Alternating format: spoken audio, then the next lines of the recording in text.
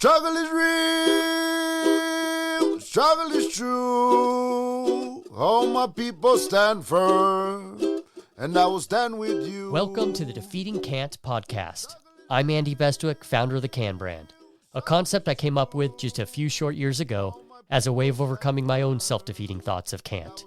Can with a giant period is what I wrote down.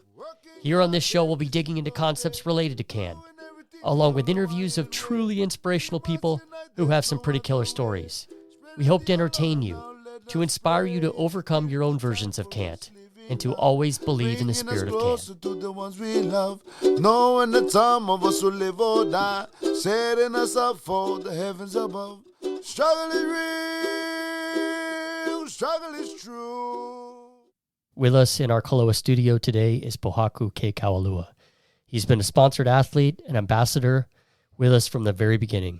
We'll dig into some of the can history with him and how he's an athlete, a performer, an entrepreneur, a motivator, and a community-minded man. First, want to welcome in Pohaku into the studio here and thank him for coming in. He just came back from a surf session with Olivia. Yeah, thank you for having us. Yeah, Olivia, give a shout out. What's up, guys? Yeah, how was the session? How was the water? Water was cold, felt really good. Even when we both jumped in, I kind of looked back and I was like, well, I'm awake now. Super cold, but nice. The water is nice and blue. Better than the east side right now. East side's a little dirty from the rain. But yeah, great surf sesh. Olivia jumped in with me this morning. We were both on the bug. She's getting a lot better, by the way. That's right. She's trimming down the wave. Yeah, we went to Waco Surf Park last year. Yeah, I wanted to talk to you about that. That's the difference between her surfing there and her surfing today was like night and day already. So I need to go to Waco is what you're saying. Yeah. Everybody needs to go to Waco. Just be careful. It's super shallow and straight concrete. That's crazy. So I know Pohaku from supporting the Can brand. Let's see, back in early 2017, I was just getting my start with trying to get the brand out there. And at one point, he approached me and just said he liked the brand, which I was shocked. And I was like, wait a minute, this guy's like a pro bodyboarder. He likes the brand. I was like, yeah, please, you can rep whatever. And then we kind of built from there. And I'm just super thankful for him being in my life and supporting the brand and all the journey he's been on as an athlete. So just been great. So thanks a lot, Pohaku. Yeah, no problem. Thank you for making the spirit of can and this whole deal.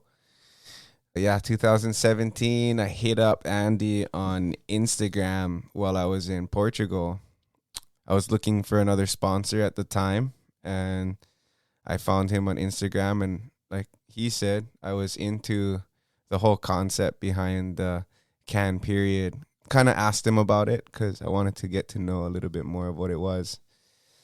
And right off the top of his head, like full nonchalant, was, I guess it's like, no matter what you do in life, you always can, period.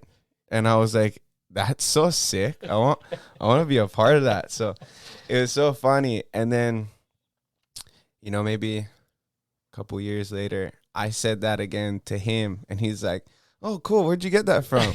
And I was like, that's the first thing you said to me. Yeah. I thought that was classic. But yeah, hit Andy up while I was in Portugal. Was that year there was 3 stops in Portugal. So it was Sintra Pro, the Viana Pro, and the Nazare Pro. And I needed help. So he came in clutch, and I was able to work with him since then. It was awesome to jump in at that point, and ever since he's been supporting and representing the brand in the water, and also we've done different events and things together. So a little bit let's talk about your family and background a little bit, just because I think it's super important, your foundation and where you're from and what you're about, and you're a pretty proud guy of your history and being on Kauai and some of the things that you've been involved in. So I was born December 6, 91, into the Olivia family. My mom and dad and brother were all surfers or, around the ocean plenty. So that's kind of how I got into the ocean. Caught my first wave at 2 years old. Not on my own, of course. I was pushed into it by my brother on a whole shore break, northeast side, Hawaiian homelands.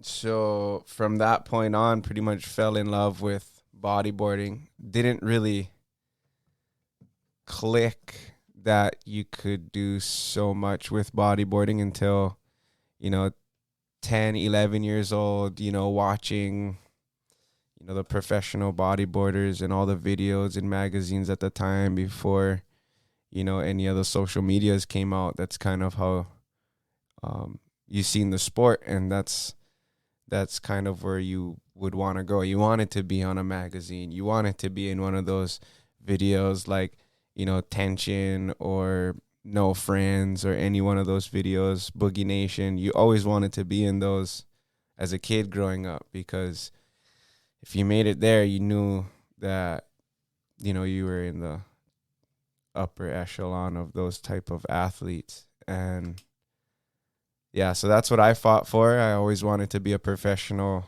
bodyboarder growing up, and I was able to make that happen by 12. Didn't think it was going to be that easy to become a professional bodyboarder, because it's not like surfing where, you have years and years and years and years of competition, and you have to climb the ranks in the QS, which is qualifying series, and then climb the ranks in the championship tour, which is the CT tour that you guys probably are more into surfing wise because it's all over TV. For us, it's kind of a little bit easier. You enter a professional division. If you get paid for winning that professional division, you got paid, so you're professional at that point, and that's kind of the cutoff between amateur and professionality. I remember a story about you being homeschooled or something, and so you got a lot more sessions in than the other kids, I think, right? Yeah, I went to Myron B. Thompson Academy, which is, his nickname is Pinky Thompson, and he happens to be Nainoa Thompson's dad, which is that famous navigator for the Hokulea. Oh, wow, that's awesome. So I went to that school. It's an online academy, online charter school, and was able to get majority of my education there. I had good grades in school. I just was hanging out with the wrong people, so getting in trouble a lot, being a menace. Not something that I would tell people to do, but, I've done my share of being a menace. One story that comes to mind is grabbing a rotten chicken egg from the school ground yard and winging it at the whiteboard while the teacher was writing. That was one of my highlights of being a punk, But everybody goes through, those times in life, because without those, you're not going to know what is right from wrong as a young adult and what not to do. You growing up that way, I think, really shaped you, because I know that you've just all of the stuff you've been doing as an entrepreneur and a motivator, and some of the goals and focus you have in life. I really feel like you spend a lot of time individually coming up with those concepts and thoughts and that focus. I like coming up with ideas. There's a lot of ideas that, I come up with. It's just putting those ideas from the mind onto paper, and then from the paper into action. That's kind of the hard part. It's kind of throwing darts in your mind, and then look at you now. You're doing all kinds of stuff. KBA is just blowing up. You've been fighting hard to keep that going, and now it's growing. Kauai Bodyboarding Association has been a big part of the Can brand too, because it was the first contest we got to sponsor and support, and tell us about how that started and who's behind all that. So how it started mainly was my mom. She had the idea, or I guess you could say I had the idea of running contests thanks to Jason Bitzer, but my mom was the one to kind of have more heart in it than I did to get it started.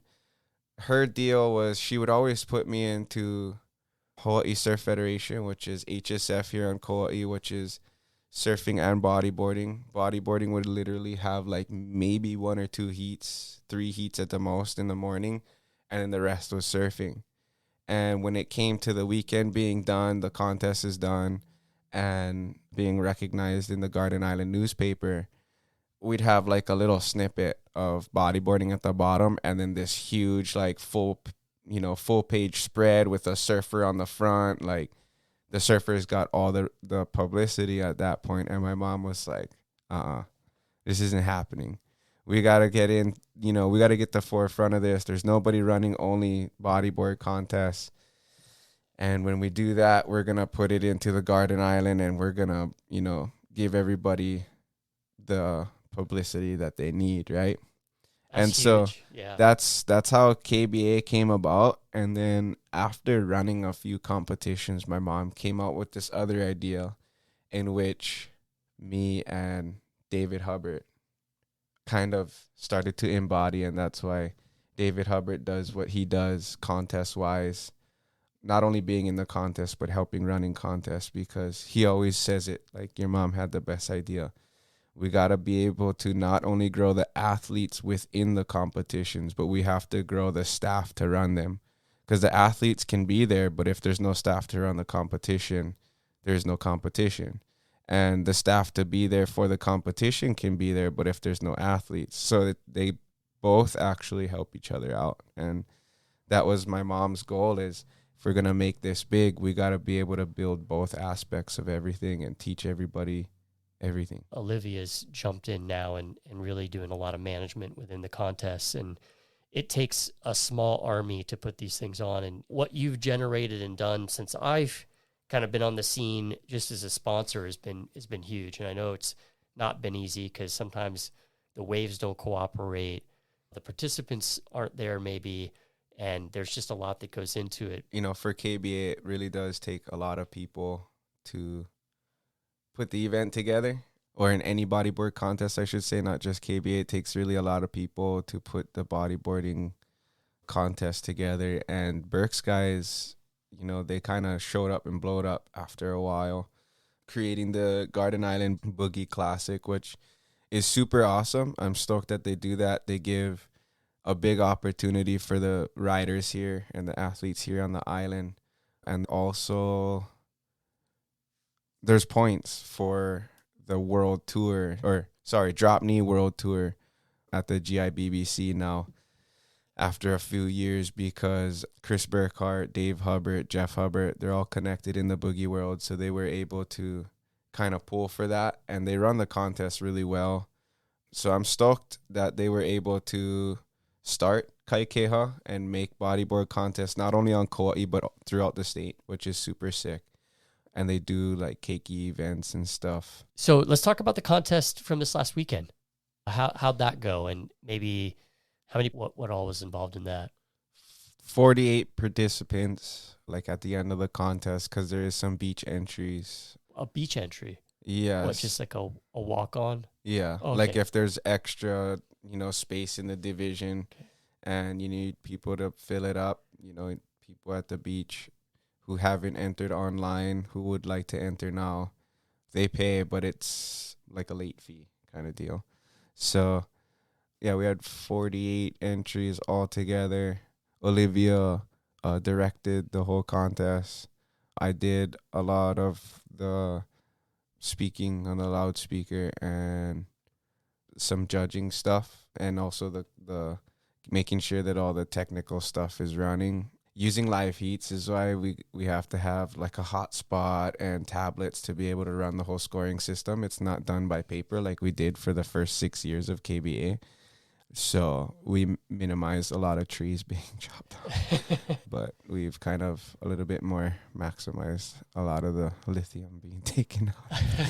But yeah, it just makes it a lot easier, a lot less components that we have to bring along with us to each competition. We don't have to have a printer anymore. We don't have, everything's done online and through an app where everybody can connect to the app on their phone. And yeah, it's definitely user friendly and makes awesome. It so much easier. It makes everybody so much more connected when it comes to the contest digitally. And then everybody comes to the contest and kind of, just like any other contest, everybody gets to see the community again, show off their skills, be able to put everything to work. And I did want to kind of pivot. Now you're doing this motivational stuff in terms of posts on social media. Where are you taking all that? What's the focus and goal? What do you want to be with that? Honestly, I have no clue. I want to be, a motivational speaker at some point. But in all honesty, the reason why I started doing the daily motivation or daily discipline quotes and stuff like that on Instagram is for my own accountability. I like that. The reason why I did that is because I'm posting this kind of stuff of me actually saying these mantras or quotes or sayings, whatever you want to call them. They are there to help other people. Don't get me wrong. That's another reason why I do it. But the main reason why I do it is because I put my face on there. I'm the one that's saying it to you guys. I got to make sure that I'm accountable for what I'm saying. Otherwise, it's a whole bunch of crap. You know what I mean? And like, I'm not perfect at all. And practice never makes you perfect. It makes permanent.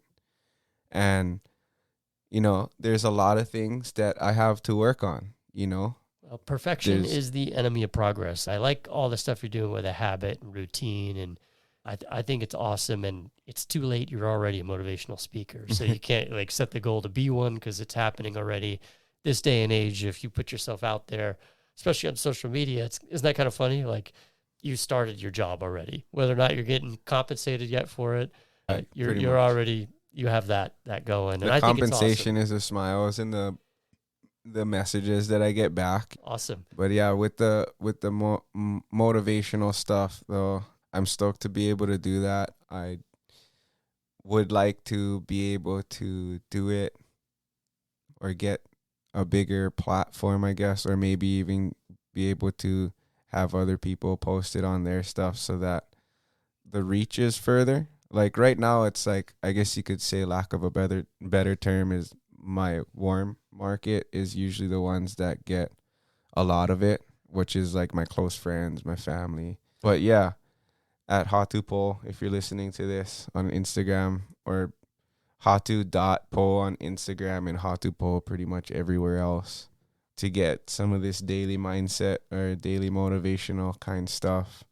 It is on social media, so if you guys have seen me around and I have slipped up on whatever I said, the accountability is there for you to make. So if I did something wrong, tell me. I like that challenge. Like, tell me. Step up and help correct it. But because I won't get better if nobody corrects it. That happens that often. But so who's a big inspiration for you in the world? Like who's somebody that you look up to?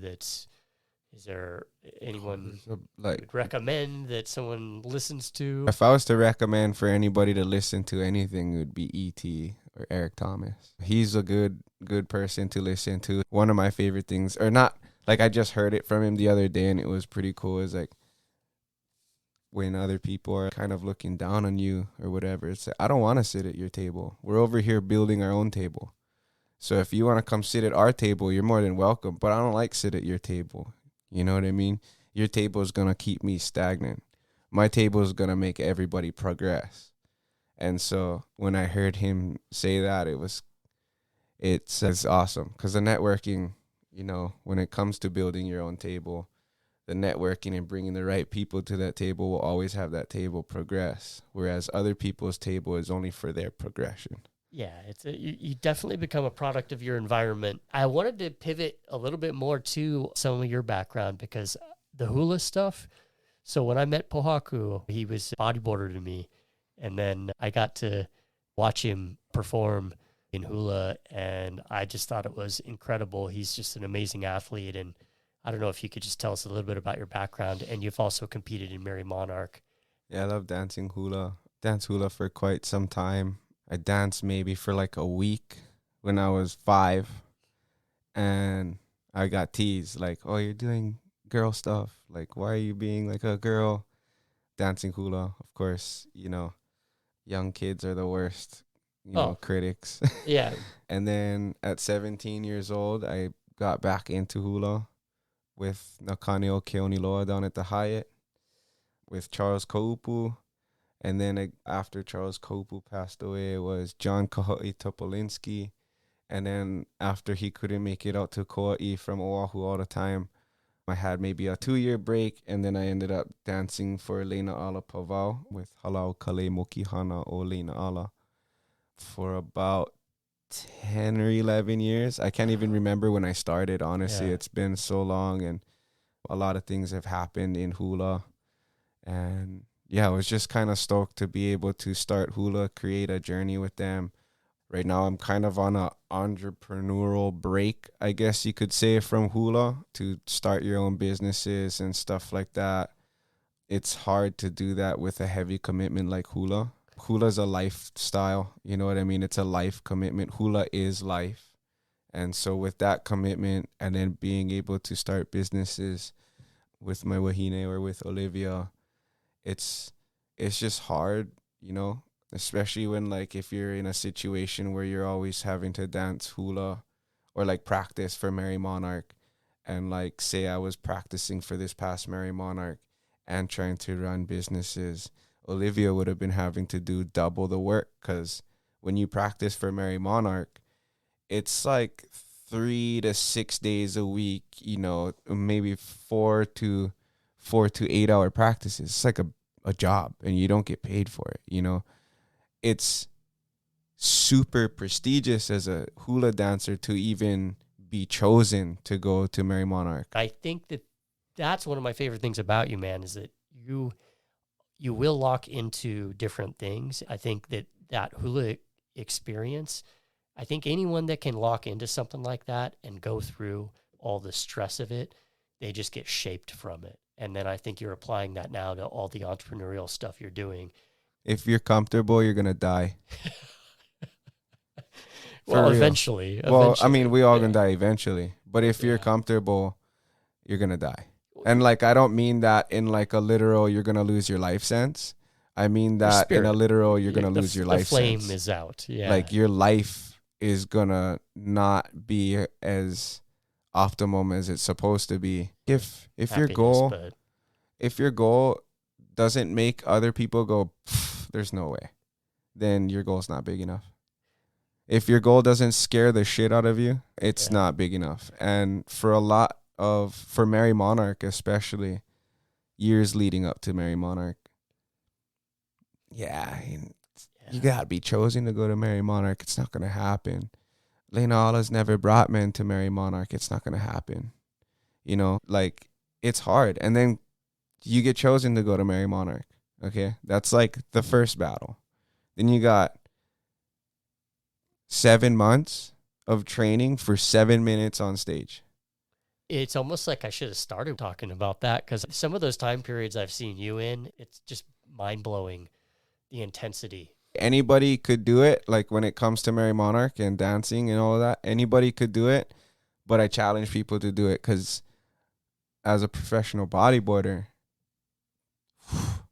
that getting ready for Mary Monarch was the hardest thing I've ever had to go through in my life up until this point. I like the concepts of, you know, like positive psychology and cue words and things like that. I literally think that if Mary Monarch just brushes through your brain, you're focused, right? Personally, I was the one that had the hardest journey. I think, I mean, like, everybody, you kicked a wall. Well, everybody's journey was hard. Everybody's journey for Mary Monarch was hard. And I don't really want to put it there, like, that I had the hardest journey, so to say. But it was during the time of the pandemic, and I was the only one not vaccinated. Yeah, that was tough for sure. And if somebody else tested positive, I was out. That added a layer. And that added a huge, like, you know, wild boars have a really thick skin. It was double that thickness when, you know, of stress when I was going through it. It was hard. It was hard. But the wall thing is a great story, right? Oh, dude, like. Tell that one really quick. We're playing, you know, volleyball, and because of the COVID, night before, or the night before, you're on the Big Island. The afternoon Mary before. Monarch is held at the Edith Kanakaole Stadium in Hilo, Hawaii. And because of COVID that year, we all had to be in, like, our own house for a week before going on to the stage just to make sure nobody was COVID positive, right? So we were all at this house, and, you know, we stayed there for a week. And like the day before, after practices were done and we were waiting for, you know, dinner to be cooked and stuff like that, we were playing volleyball in the back. And in the back, there's a big saltwater lagoon that goes out into the ocean, but like there's high rocks on the other side, so you can go swim inside there. And the ball was rolling over to that area, and it was just gonna miss the rock, or the rock wall, so it was gonna go into the water. And I tried to kick it away from going into the water, like back towards the group. And I kicked the ball, and the follow through after hitting the ball, I kicked the rock. And that was the worst thing ever. My foot felt broken after that. It was the night before dancing Kahiko, which is the first night of group competition. So I did this on Miss Aloha Hula night on Thursday. And Friday morning, we had to get ready for the competition because Mary Monarch had changed that whole year, and we danced in the daytime and not at night. Whereas Mary Monarch usually starts about 6 o'clock and ends at like 1 a.m. So the next morning, I threw a bunch of ice on top of my foot, took a couple ibuprofens, to be honest, to get rid of the pain. And I put my sock on as soon as I woke up so that Kumu couldn't see my foot. I bet she was. She didn't know. She didn't know, and she didn't find out what happened until after Awana night. I didn't know that part of the story. I went through both of the dances on a broken foot without her knowing. And just before this, so I was the first one on stage for Mary Monarch, and just before we walked to the stage, you got to take off your socks because you can't dance with socks, but she wants our feet to look super clean, so she has us put socks on so the bottom of our feet don't get dirty walking around and whatnot. She has one of the helpers take all her socks off, and my sock got stuck because of the blood. So like they ripped it off, and I went, ooh. And she seen my face a little bit because she's looking at the line, and she looked down at my foot, and she goes, "Oh, Pohaku, your foot is bad." But she thought it was from practice. She didn't think it was from me kicking the rock. I never told her anything yet. So I went through the whole weekend, or both the dances, and then after she calls me over. She's all, "So you didn't tell Kumu about something?" And I'm like, "You talking about my foot, huh?" She's like, "Yeah, what happened?" I was like, "I was trying to save the ball from going in the water right here," because we were sitting next to it. And I kicked the rock. And she was like, "And you danced on..." Wow. The reason why I never told Kumu is because how bad my foot was and how sore it was and how broken I thought it was. She would have pulled me out of the competition, and I did not go through, well, in this case was 14 months because 2020 got canceled. So 14 months of training for 7 minutes on stage, and I wasn't about to let that slip away because I tried to save a stupid volleyball from going into the Right. Well, another great thing to keep in the toolbox, so to speak, when you need it someday. Mm-hmm. I do want to make sure we get Olivia in here. When did you guys meet? Where did this all go down? Was it 2021? So the same year I danced Mary Monarch is the same year that I met her on Maui during very, very rainy Kahului Harbor bodyboard contest on my birthday. Oh, nice. That's when we met. And then it's on Maui. So I'm thinking she lives on Maui. And she didn't know where I lived. And then a couple of days later, we figure out she lives in Kalaheo and I live in Wailua. That was it. That was a good moment. So, yeah. And now, about a year, almost, so June will be a year and a half. Yeah. Since we've been together. That's awesome. Congrats to you guys. She brought in her instrument, and she's going to play a little in the can closet / studio. The last time we were here, because Keali'i, a.k.a. Hawaiian, the song that is our intro now. And they heard that and they were like, wow, the acoustics aren't too bad in the closet. So, but first, Olivia, might I have you? Yep. Yes, Switch. yeah, switch out and let's talk story for a second. Oh, and that's yours. That long sleeve is yours, Pohaku, if you like them. Oh, sure. Okay. All right. So, Olivia, introduce yourself. What's your last name? Olivia Gagan. How long you've been on Kauai? So my dad is from Minnesota. My mom is from LA. Okay. But she ran away here when she was about 15. Oh, wow. And she met a guy. She had 6 kids. And then she met my dad when he came over to work construction and then ended up having me. Most of my siblings are here and in California, so I have a lot of family to hang out with and a lot of fun people around me all the time. That's awesome. So besides being a musician, you're pursuing a healthcare career, is that right?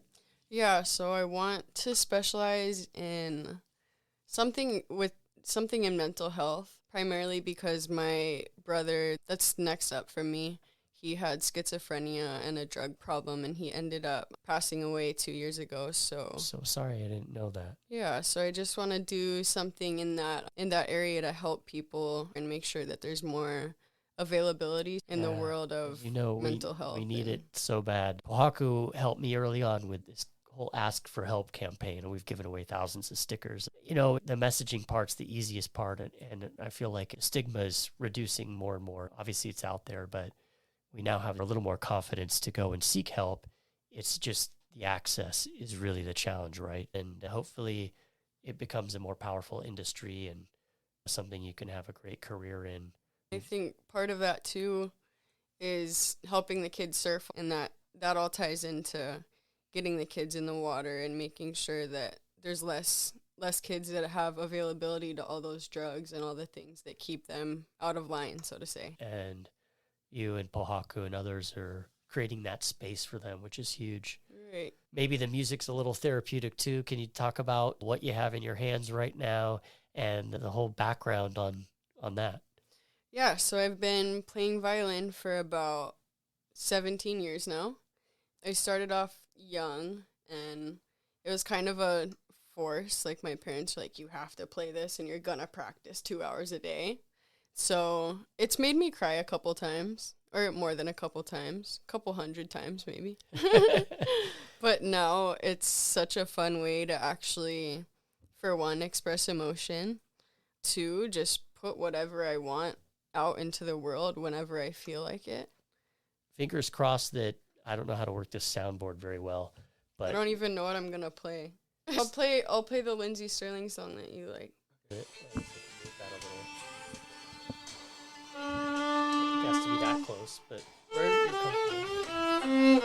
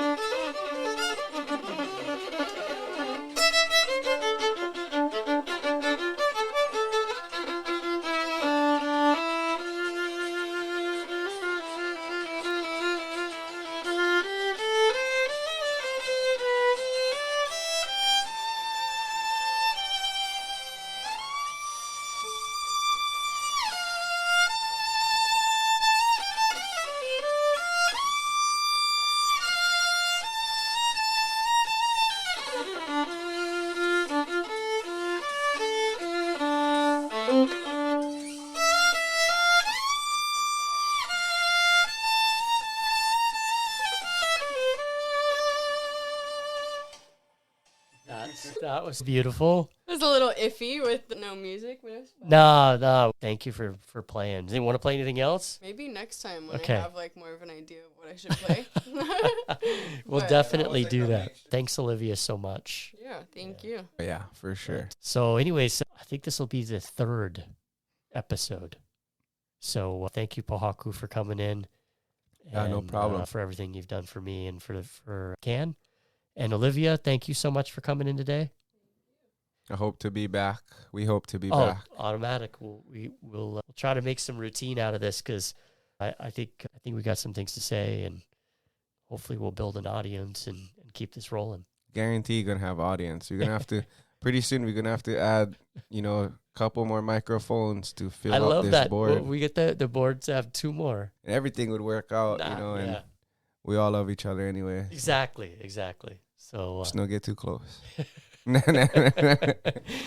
all right. Well, signing off from here. Yeah. Thanks again, Pohawks. Mahalo nui, and Andy, thank you for everything that you do for us. And on behalf of me and Olivia, thank you for having us on. You're so welcome. Yes, sir.